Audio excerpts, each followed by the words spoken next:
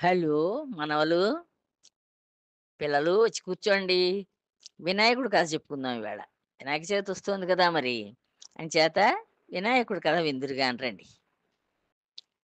అనగనగా శివుడు, పార్వతి కైలాసంలో ఉండేవారు. ఉంటారు. ఉంటూ ఒక రోజుని పార్వతీదేవి ఏం చేసిందంటే, స్నానం చేసి తలంటుకుంటాను నేను ఈవేళ అని చెప్పి ఆవిడ తలంటుకుంది కానీ వెళ్ళి ఒళ్ళంతా చక్కగా నూనె రాసుకొని, నలుగు పెట్టుకుని ఆ నలుగు పిండి నల్ నలిచిన పిండితోటి ఒక చక్కని అందమైన బాబు బొమ్మ చేసి, ఆవిడ భగవతి కనుక, శక్తి గలది కనుక, శక్తి స్వరూపిణి కనుక ఏం చేసింది, ఆ ఆ బొమ్మ ఎంతో అందంగా వచ్చింది. దీనికి ప్రాణం పోద్దామని ప్రాణం పోసింది.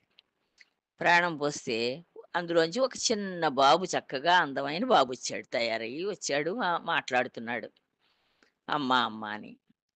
నాయనా నీకో కర్రిస్తాను. ఇక్కడ కూర్చుని ఎవరిని లోపలికి రాకుండా చూస్తూ ఉండు. నేను తలంటుకొని వస్తాను అని చెప్పింది. సరే ఆ బాబు వీధిలో కర్రొచ్చుకుని కూర్చున్నాడు. ఒక ఆయుధం ఏదో ఇచ్చింది. ఆ ఆయుధాన్ని పట్టుకొని కూర్చున్నాడు. కూర్చుంటే శివుడు అలా అలా అలా తిరిగి ఇంటికొచ్చాడు. ఇంటికొచ్చేసరికి ఈ బుల్లిబాబు అడ్డం పడ్డాడు. ఈ బుల్లిబాబు చూడలేదు మరి ఇంత క్రితం ఆయన్ని. ఈవిడ నలుగు పిండితోటి కదా తయారు చేసింది. అంచేత ఆహ్, ఆవిడ ఆయన శివుడేమో ఈ బాబుని చూడలేదు. ఈ పిల్లవాడేమో శివుడిని చూడలేదు. చూడకపోవడంతోటి మా అమ్మ ఎవరిని లోపలికి రానివ్వద్దంది. తల అంటుకుంటోంది. అంచేత మీరు రావడానికి లోపలికెళ్ళడానికి వీల్లేదు అని చెప్పి అన్నాడు. అంటే అదేవిట్రా బాబు నేను ఈ ఈ ఇంటి యజమానినిరా. ఈ కైలాసానికి యజమాని నేను. ఆవిడ పార్వతీదేవి ఎవరో అనుకుంటున్నావు నా భార్య. అంచేత నా ఇంట్లోకి వెళ్ళనివ్వరా అన్నాడాయన. అంటే ఏమైనా సరే వెళ్ళడానికి వీల్లేదన్నాడు. మా అమ్మ నన్ను కాపలా కాయమంది ఇక్కడ ఎవరిని రాకుండా చూడమంది. అంచేత ఆవిడ చెప్పినట్లే చేస్తాను. మిమ్మల్ని లోపలికి వదలనంది. వదలనన్నాడు. వదలనంటే అలా కాదురా బాబు అని చెప్పి బతిమాలాడు, బామాలాడు. ఏం చేసినా సరే ఈ చిన్ని బాబు అలాగే పట్టు కూర్చున్నాడు. కూర్చునేసరికి ఇంకా ఈయనకి విసుగొచ్చింది. ఏంటి నా ఇంట్లోకి నన్ను వెళ్ళనివ్వవేమిటి? నాకు ఇంకా ఎక్కడెక్కడో తిరిగొచ్చాను నేను. నా ఇంట్లోకెళ్ళాలి నేను అంటాడు ఈయన. వెళ్ళడానికి వీల్లేదంటాడు ఈ బుల్లిబాబు. అప్పుడు ఆయన దగ్గర త్రిశూలం ఉంటుంది శివుడి దగ్గర ఎప్పుడూను. ఆ త్రిశూలాన్ని పెట్టి ఆ మెడ మీద ఇలా అన్నాడంతే. అనేసరికి ఆ చిన్న మెడ తెగిపోయి, ఆ తలకాయ ఎక్కడో పడిపోయింది దూరంగాను. పడిపోయేసరికి ఆ పిల్లవాడు అక్కడ చచ్చిపోయి పడిపోయాడు. మెడ తెగిపోయి చచ్చిపోయాడు. తలకాయ ఎక్కడో పడిపోయింది. మొండెమేమో ఆ గుమ్మంలో పడిపోయింది. ఈ శివుడు లోపలికెళ్ళిపోయాడు. వెళ్ళిపోతే ఆవిడ మర్చిపోయింది. ఈయన ఆ సంగతి మర్చిపోయాడు. ఆ పార్వతీదేవి తలస్నానం అయిపోయి ఇంట్లోకొచ్చింది. భర్తకి అన్నం అది పెట్టి అన్నీ చేసింది. ఎప్పుడో ఆవిడకి గుర్తొచ్చింది. గుర్తొచ్చి, "మీరు లోపలికెలా వచ్చారు? మిమ్మల్ని ఎవరు అడ్డగించలేదా?" అని అడిగింది. అవును. ఎవడో ఓ చిన్న బాబు ఉన్నాడక్కడ.